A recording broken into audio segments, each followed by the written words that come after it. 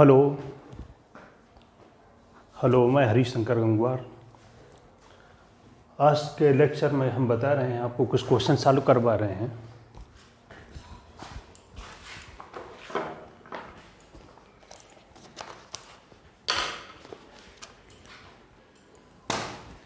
तो सबसे पहले हम लेते हैं कि ट्रांसपोज ऑफ मैट्रिक्स क्या होती है।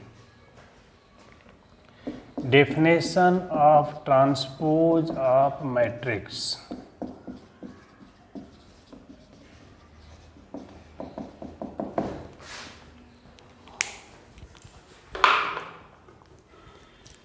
देखिए, कोई भी मैट्रिक्स है, जब उसके रो को कॉलम में चेंज कर देते हैं या फिर कॉलम को रो में चेंज कर देंगे, जैसे फर्स्ट कॉलम है फर्स्ट रो बना देंगे, सेकंड कॉलम को सेकंड रो बना दें, या फर्स्ट रो को फर्स्ट कॉलम बना दें, सेकंड रो को सेकंड कॉलम बना दें, थर्ड रो को थर्ड कॉलम बना दें, तो इस तरीके जो न्यू मैट्रिक्स आई वो ट्रांसपोज होगी। तो कहने का मतलब, जैसे मान लेते हैं एग्जाम्पल के लिए, तो ये मैट्रिक्स किस तरीके से मिलेगी।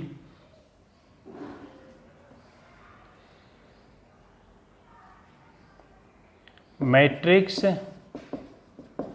obtained by changing each row to corresponding column।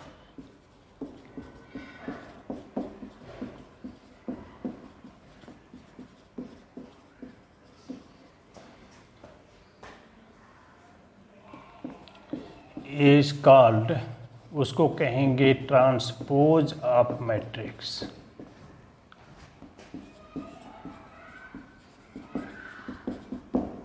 तो जो मैट्रिक्स हमको मिलती है, जैसे by changing each row to corresponding column का मतलब है, अगर फर्स्ट रो है तो उसको फर्स्ट कॉलम बनाया जाएगा, सेकंड रो है तो उसको सेकंड कॉलम बनाया जाएगा, थर्ड रो है तो उसको कौन सा कॉलम बनाया, थर्ड कॉलम बनाया जाएगा।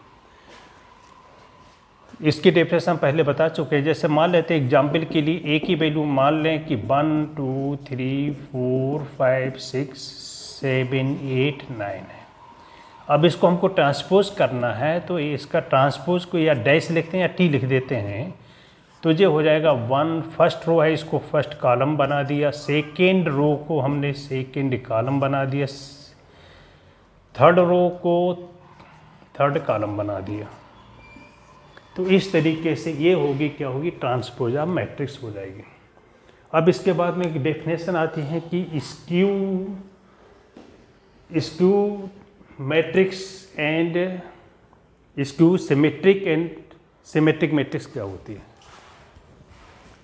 तो सबसे पहले सिमेट्रिक मैट्रिक्स के बारे में बता दें। सिमेट्रिक मैट्रिक्स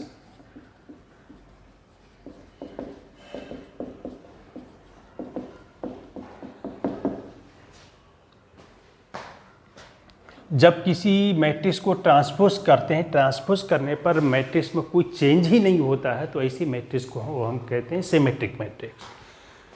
कहने मतलब मैट्रिक्स ये है कि हम इसको ट्रांसपोज कर दें, ट्रांसपोज करने पर इसमें कोई चेंज नहीं आ रहा है, भैया ओरिजिनल मैट्रिक्स है, तो ऐसी मैट्रिक्स को क्या कहेंगे, symmetric matrix. Then matrix A is known as, ऐसे मैट्रिक्स को क्या कहेंगे, सिमेट्रिक मैट्रिक्स कहेंगे, सिमेट्रिक मैट्रिक्स।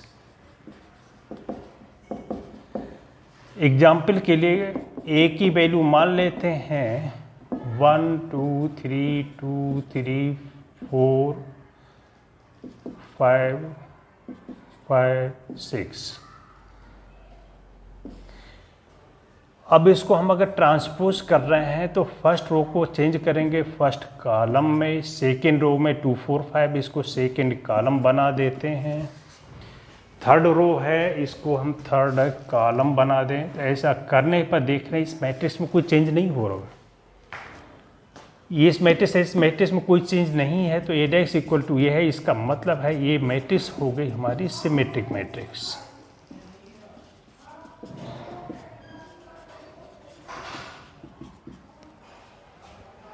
अब इसके बाद में आती है skew symmetric matrix. Skew symmetric matrix. Skew symmetric matrix क्या होगा, किसी मैट्रिक्स को जब ट्रांसपोज किया जाएगा, ट्रांसपोज करने पर जो नई मैट्रिक्स होगी वो पहले वाली मैट्रिक्स की नेगेटिव होगी। कहने का मतलब ए डैश की वैल्यू -a के इक्वल है, तो ऐसी मैट्रिक्स को कहेंगे matrix A is known as, ये हो जाएगी हमारी skew symmetric matrix. Skew symmetric matrix. इसका एग्जांपल लेते हैं।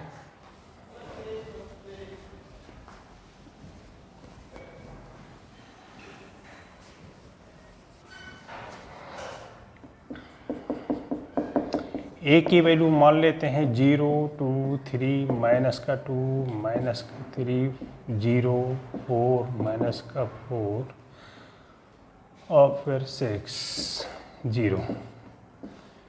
अब इसको हम ट्रांसपोज करते हैं तो ए ट्रांसपोज इक्वल टू हो जाएगा, फर्स्ट रो को हमने फर्स्ट कॉलम बना दिया, सेकेंड रो को क्या बनाएंगे, सेकेंड कॉलम। तो -2 0 4 थर्ड रो को थर्ड कॉलम बना दिया। अब इसमें क्या कर रहे हैं, माइनस से मल्टीप्लाई कर रहे हैं, तो 0 2 3 हो जाएगा, -2 हो जाएगा 0 4, ये हो जाएगा -3 -4 0।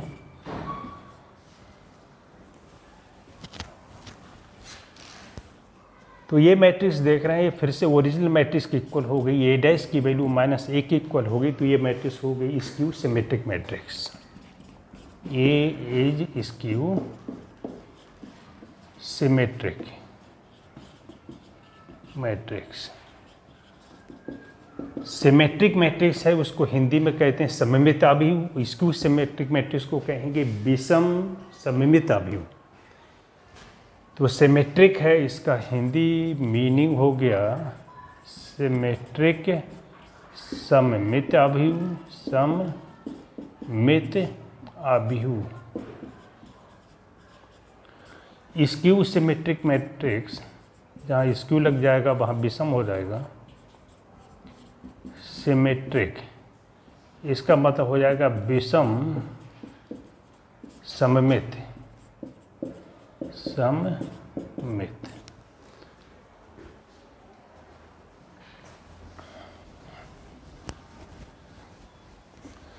अब इसमें एक थ्योरम आती है,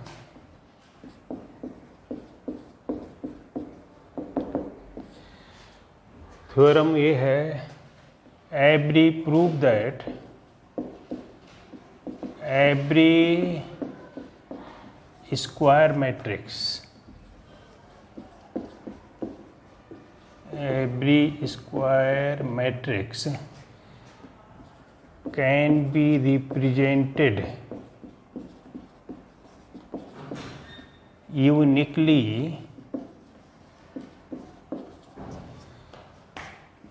as the sum of symmetric matrix, symmetric matrix and skew symmetric matrix।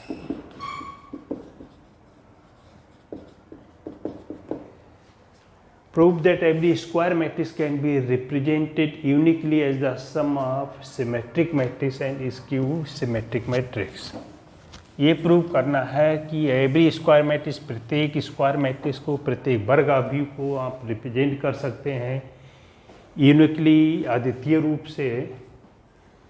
कहने मतलब जो रिप्रेजेंटेशन होगा वो केवल एक ही होगा, केवल कोई दूसरा रिप्रेजेंटेशन नहीं होगा।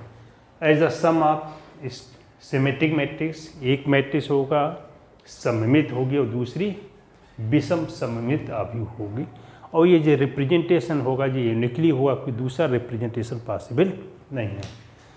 तो इसे प्रूफ करने के लिए मान लेते हैं ये कोई स्क्वायर मैट्रिक्स है, A B A square matrix.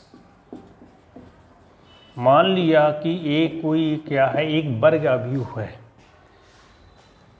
अब देखिए ए को हम इस तरीके से लिख सकते हैं, ए को लिख सकते हैं ए प्लस ए डैश अपॉन 2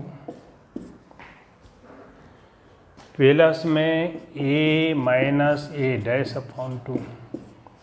इसकी अगर कैलकुलेशन की जाए तो ए डैश अपॉन 2 ए डैश अपॉन 2 कैंसिल हो जाएगा और फिर ए बाई 2 प्लस ए बाई 2 इसकी कैलकुलेशन ए हो जाएगी। तो ए इक्वल टू हो गया पी प्लस क्यू। इसको ये हमने मान लिया है, जहाँ पर p की वैल्यू हो जाती है a plus A dash upon 2 और q की वैल्यू हो जाएगी a minus A dash upon 2 हो जाएगी।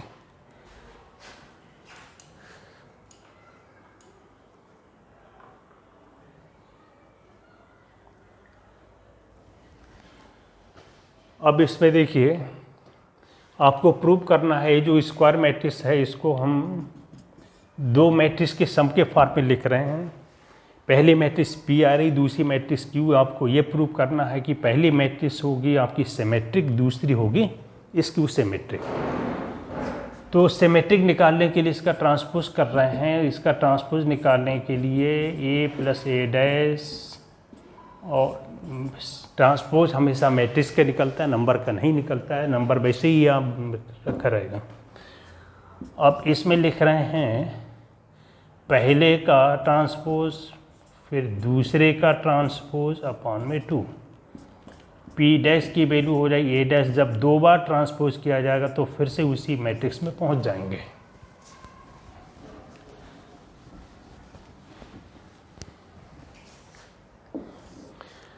तो पी डैश की वैल्यू ये हो गई, पी डैश इक्वल टू हो गया, ये इसको अगर देखा जाए तो ये पी के इक्वल हो गया, ये पी की वैल्यू हो गई, P dash equal to P हो गया। तो पी मैट्रिक्स हो गई हमारी symmetric matrix. P is symmetric matrix. तो पहली मैट्रिक्स जिसको हमको सिमेट्रिक प्रूव करना है, सिमेट्रिक आ गई। क्यू को आपको प्रूव करना है, इस Q symmetric matrix Q dash equal to, Q की वैल्यू है A minus A dash upon में 2। इसका डैश निकाल रहे हैं, क्यू डैश इक्वल टू पहले का डैश और दूसरे का दो बार डैश निकलेगा, ए डैश ए हो जाएगा अपॉन में 2 माइनस कॉमन लिया जाए तो ये देखिए ए minus A dash upon 2, A minus A dash upon 2 Q की इक्वल है, जो हो गया क्यू अपॉन में 2। Q A minus A dash upon 2 Q है, तो क्यू डैश की वैल्यू माइनस क्यू आ गई है। इसका मतलब है क्यू मैट्रिक्स है, Q is skew symmetric matrix, skew symmetric matrix. तो मैट्रिक्स ए को हमको P प्लस क्यू के फॉर्म में लिखना था। पहली मैट्रिक्स हमको सिमेट्रिक दिखानी थी, दूसरी मैट्रिक्स दिखानी थी इस टू सिमेट्रिक। दोनों को दिखा दिया है, ए को दिखा दिया सिमेट्रिक, दूसरों को दिखा दिया हमने इसक्यू सिमेट्रिक मैट्रिक्स, राइट।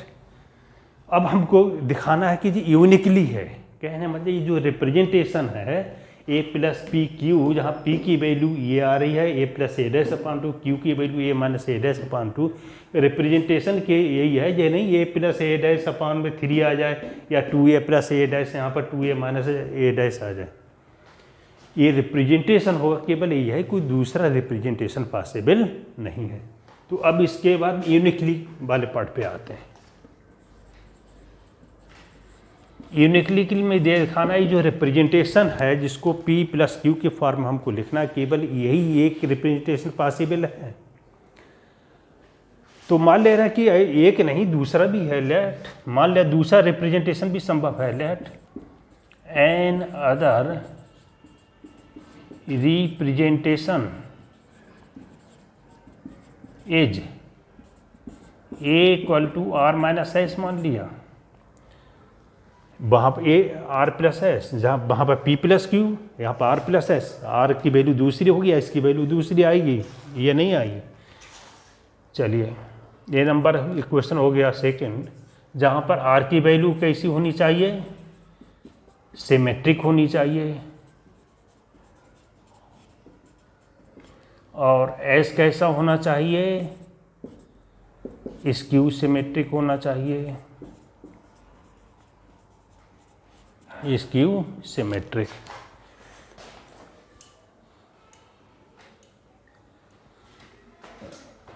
अब देखिए आर कैसा है, सिमेट्रिक है, तो आर डैश की वैल्यू कितनी होगी, आर होगी। एस डैश कैसा है, स्क्यू सिमेट्रिक, तो इसकी वैल्यू माइनस एस होगी। अब हम निकालते हैं ए डैश। ए डैश जब निकाला जाएगा तो आर प्लस एस का डैश होगा। ए डैश इक्वल टू यहाँ पर आर डैश और plus S dash. A dash equal to R dash की वैल्यू आर है, एस डैश की वैल्यू माइनस एस, जे इक्वेशन सेकेंड हो गया। स्टार्ट करिए। अब देखिए ए डैश की वैल्यू है आर माइनस एस, ये इक्वेशन थर्ड है, इक्वेशन नंबर ये होगी थर्ड। और यहाँ पे ए इक्वल टू है आर प्लस एस है, इक्वेशन सेकेंड और थर्ड को हम प्लस कर दे रहे हैं। Adding equations second and third, समीकरण 2 समीकरण 3 को जोड़ दे रहे हैं। जोड़ देंगे तो a प्लस ए डैश हो जाएगा, और जब जोड़ेंगे तो s कैंसिल हो जाएगा, इधर आएगा 2r आएगा, तो r की वैल्यू हो जाएगी a plus A dash upon में 2। और इससे पहले देख रहे हैं p क्या था, a plus A dash upon 2 था, तो r की वैल्यू p निकल कर आई है। अब इसके बाद में हम माइनस कर देते हैं, इक्वेशन थर्ड को माइनस कर दिया जाए सेकेंड में से, subtracting equation third from equation second. इसमें से इसको माइनस करेंगे तो a माइनस का a डैश आएगा, सेकेंड r प्लस s है, जब माइनस करेंगे तो r कैंसिल हो जाएगा, 2s आ जाएगा, और फिर s की वैल्यू आ जाएगी a minus A dash upon में 2, और ये हो जाएगा q। p की वैल्यू थी पहले जो हमने दो मैट्रिक्स के सम के फॉर्म में लिखा था, उसमें p था a plus A dash upon 2, और s हमारा a minus A dash upon 2 था, अब q a minus A dash upon 2। तो यहाँ पर हमने ए को हमने एक दूसरे फॉर्म में माना है, हमने ये प्रूव करना था कि यूनिकली है। कहने का मतलब जो मैट्रिक्स को जो दो मैट्रिक्स के सम के फॉर्म में लिख रहे हैं वो रिप्रेजेंटेशन यूनिकली है, तो हमने मान लिया कि दूसरा भी पार्शियल रिप्रेजेंटेशन है वो आर प्लस एस है, जहाँ पर पहली मैट्रिक्स सिमेट्रिक होनी चाहिए, दूसरी मैट्रिक इसको सिमेट्रिक है, तो आर डैश की वैल्यू आर हो जाएगी, एस डैश की वैल्यू माइनस एस हो जाएगी। फिर हमने ए का डैश निकाला, ए का डैश निकालने के बाद आर माइनस एस आया, इनको सॉल्व करके और एस की वैल्यू निकाली तो आर की वैल्यू पी आई, एस की वैल्यू क्यू आई निकल कर, तो आर की वैल्यू पी आई, एस की वैल्यू क्यू आई दूसरा रिप्रेजेंटेशन माना गया, या आर प्लस एस, तो यहाँ पर आर कोई नई वैल्यू नहीं है, वो पी की इक्वल है, एस कोई नई वैल्यू नहीं है, वो क्यू की इक्वल। कहने मतलब दूसरा रिप्रेजेंटेशन जो मान के चल रहे हैं वो भी पहला ही है, कोई दूसरा नहीं है। तो क्या क्या निकल के आया, आर पी है और एस क्यू है, इसका मतलब है रिप्रेजेंटेशन कैसा है, रिप्रेजेंटेशन इज यूनिकली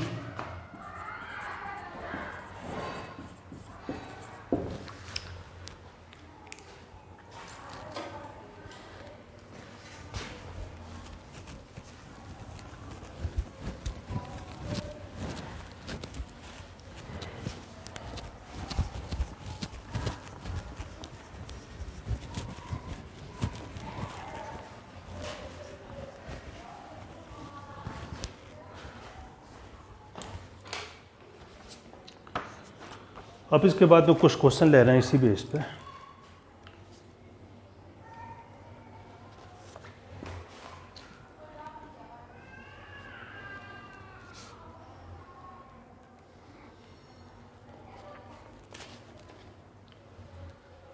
जैसे क्वेश्चन नंबर 5, ये एक्सरसाइज है 3.3, एक्सरसाइज 3.3 एनसीईआरटी की बुक है। क्वेश्चन नंबर 5 ये दे दिया है 1 -4 3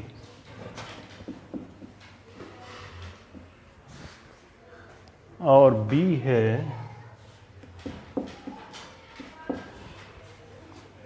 -1 to 1।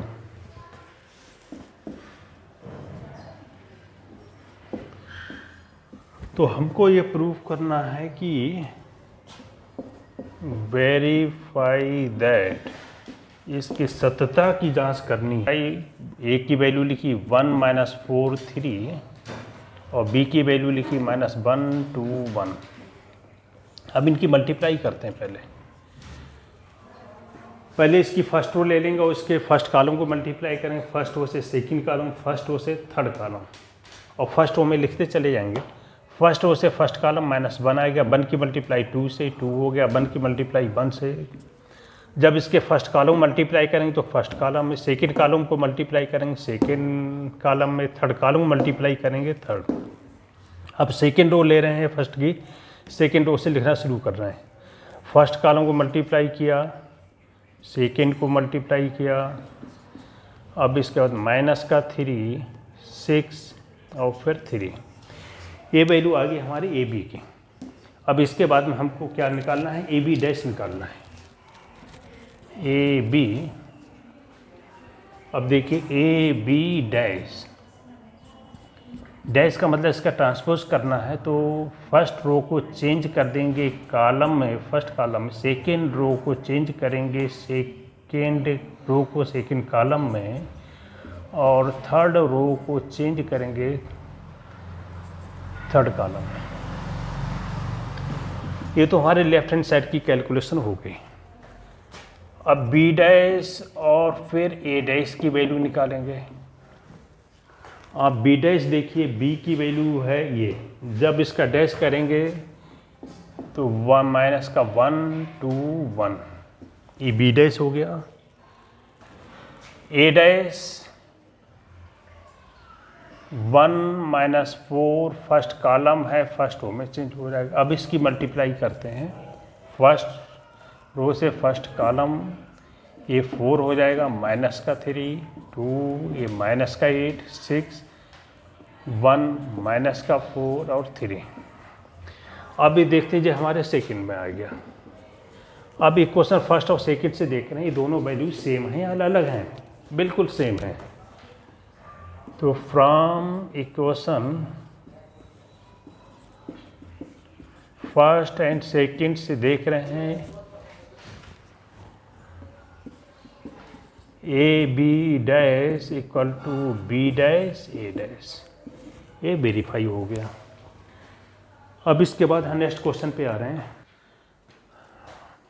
अब हम नेक्स्ट क्वेश्चन लेते हैं। क्वेश्चन नंबर 7 है, 7 का फर्स्ट पार्ट, सेकंड पार्ट लेते हैं इसका। ए इक्वल टू दे दिया है 0 1 -1 -1 0 1 1 -1 0। ये प्रूव करना है कि जो स्क्यू सिमेट्रिक मैट्रिक्स है, तो आप ए डैश निकालेंगे। फर्स्ट रो को बना दिया हमने, फर्स्ट कॉलम बना दिया, सेकेंड रो को सेकेंड कॉलम बना दिया, थर्ड रो को थर्ड कॉलम बना दिया। अब इसमें आप मल्टीप्लाई कर दें माइनस से, तो 0 सबको माइनस से मल्टीप्लाई करेंगे, -1 0 1, ये 1 हो जाएगा, -1 हो जाएगा 0। अब आप देखें इस वाली मैट्रिक्स, इसमें कोई अंतर नहीं है, बिल्कुल सेम है, इसलिए ये हो गई। ए डैश की वैल्यू -a होगी, इसका मतलब है ए इज स्क्यू, ये कैसी विषम सममिता भी होगी, स्क्यू सिमेट्रिक मैट्रिक्स। देखिए ये होगी विषम सममित अवयव। अब इसके बाद में एक अगला क्वेश्चन ले रहे हैं, 10th का है सेकंड पार्ट। 10th का second part a equal to 6 minus 2 और फिर 2 माइनस 2 3 माइनस 2 3 माइनस का 1 और फिर 2 माइनस 1 और 3। आपको प्रूफ करना है, प्रूफ नहीं करना है, ये को एक्सप्रेस करना है the sum of two matrix, दो मैट्रिक्स के योग के फॉर्म में लिखना है, जिसमें एक सममित आवी होगी, दूसरी विषम सममित आवी होगी, एक सिमेट्रिक होगी, दूसरी स्क्यू सिमेट्रिक होगी। इसकी वैल्यू निकाल ली हमने, इसको फर्स्ट रो को फर्स्ट कॉलम में चेंज कर दिया, सेकेंड रो को सेकेंड कॉलम में, थर्ड रो को थर्ड कॉलम में चेंज कर दिया। अब हमने क्या किया, एक बार दोनों को प्लस कर देंगे।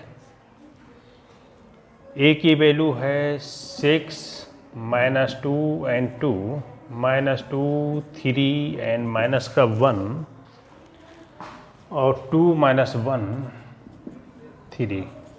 ये ए की वैल्यू है। अब ए डैश की वैल्यू लिखते हैं यहाँ पर 6 माइनस 2 एंड 2 माइनस 2 3 माइनस का 1 2 माइनस 1 एंड 3।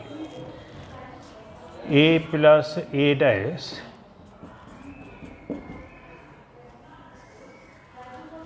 सिक्स और 6 12 हो जाएगा, माइनस 2 माइनस का 4 2 2 4 माइनस 2 माइनस का 4 3 3 6 माइनस का 2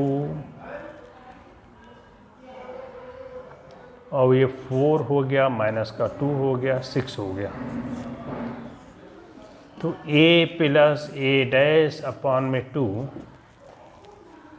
इसको हम 2 से डिवाइड कर दें तो ये हो जाएगा 6 माइनस 2 और 2 पे 2 और ये हो जाएगा माइनस का 2 3 माइनस का 1 2 माइनस का 1 और 3। ये a plus A dash upon 2 आ गया। अब इसके बाद में निकालेंगे a minus A dash. a की वैल्यू रख दें यहाँ पर 6 माइनस 2 एंड 2 माइनस 2 3 माइनस का 1 2 माइनस 1 एंड 3। अब माइनस कर रहे हैं, a डैश की वैल्यू आप देख लें 6 माइनस 2 एंड 2 माइनस 2 3 माइनस का 1 2 माइनस 1 एंड 3। तो a माइनस ए डैश, इसकी 6 में से 6 माइनस होगा, ये सब 0 बचेंगे। तो a minus A dash upon 2 ये 0 आ गया। अब देखो a इक्वल टू होता है a plus A dash upon 2 plus a minus A dash upon 2। इसमें आप वैल्यू रख दें, a plus A dash upon 2 की वैल्यू हो गई 6 माइनस 2 एंड 2 माइनस का 2 3 एंड माइनस 1 2 माइनस 1 3 और ये 0 हो गया। जहाँ पर इसकी कैलकुलेशन नहीं करनी, ऐसी छोड़ देना है। वेयर पहली मैट्रिक्स है कैसी होगी, सिमेट्रिक होगी, और दूसरी कैसी हो जाएगी, स्क्यू सिमेट्रिक होगी। पहली सममित आव्यूह होगी, दूसरी विषम सममित आव्यूह होगी। खत्म हो रहा है। Thank you. ये कितने